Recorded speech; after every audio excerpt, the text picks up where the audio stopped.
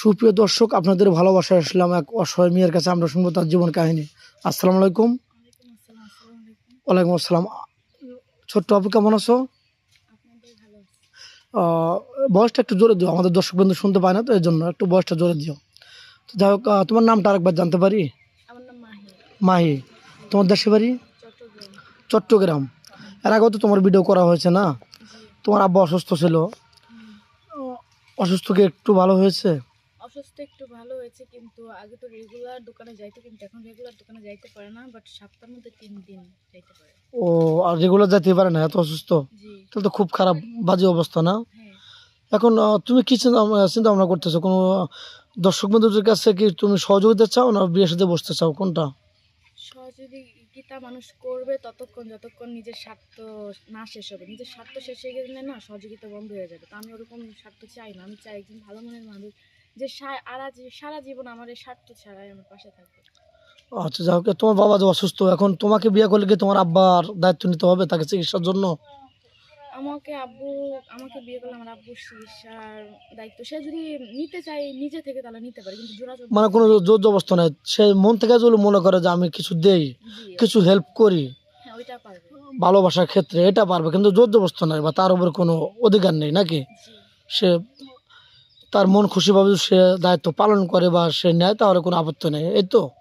এখন তোমার চেহারা সুন্দর, তোমার বয়স 18+, এর আগেও ভিডিওতে বলা হয়েছে। এখন এই হয়তো 2-4, 5, 10, 20টা ভিডিও করেছো না? না ভুল বললাম? আর বেশি আরো বেশিও হতে পারে, আমাদের কাছে তো করছো। যাই হোক, এখন তো কোনো সাড়া পাওনি, কেউ সাড়া দেয়নি?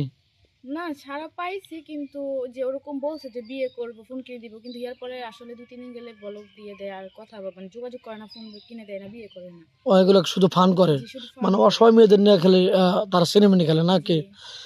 তখন তুমি চাচ্ছ যে একটু ভালো মনে মানুষ, যেমন আমার ফ্যামিলিটা একটু আশ্বস্ত হয় বা একটু শান্তি পায়, আমি যেন একটু বিয়ের সাথে বসে তার সাথে জীবন সংসারটা গড়ে তুলতে পারি, এই তো। জি। যাক, কোনো প্রবাসী ভাই, তার একটা বাচ্চা আছে, বাচ্চাটা তার মার কাছে থাকে, সে বাইরে থাকে, খুব টেনশন করে তার বাচ্চার জন্য। ওরকম মেন হলে কি তুমি তার সাথে বিয়ে বসে তার বাচ্চাটাকে লালন পালন করতে পারবে কিনা? সমস্যা কি, তার বাচ্চারা তো কোনো দোষ নাই না এখানে। তার মা অসুস্থ, লালন পালন করতে পারতেছে না, তো আমি যেই তো তার মা হয়ে যাবো, আমাকেই তো লালন পালন করতে হবে, আমার নিজের বাচ্চার মতোই তো দেখতে হবে না।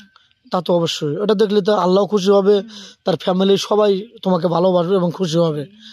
তো যাই হোক, কোনো প্রবাসী ভাইয়ের যদি জায়গা জমি না থাকে বা কোনো মন অভিমান করে যদি তার বাড়িতে না যায়, তোমার বাড়িতে থাকতে চায়, বাড়ি ঘর দর করে, ওরকম কি অ্যাপালিটি আছে তোমার?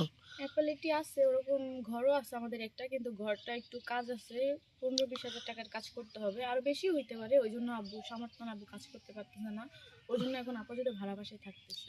ও, তাহলে তো এই যে সে এসে তোমার বাড়িতে থাকতে পারবে জি, ইনশাল্লাহ। পারবে। যাই হোক, 64 জেলার ভিতরে তোমার কোন জেলাটা ভালো লাগে? আমার জন্মস্থানই আমার ভালো লাগে। তোমার জন্মস্থান ভালো লাগে না? জি। তোমার স্বামীকে নিয়ে কোথায় ঘুরতে যাবে? স্বামীকে নিয়ে, স্বামী যেখানে নিয়ে যায় সেখানেই যাবে। তোমার কোনো চাহিদা নেই, স্বামী যেখানে নিয়ে যাবে সেখানে তুমি যেতে রাজি?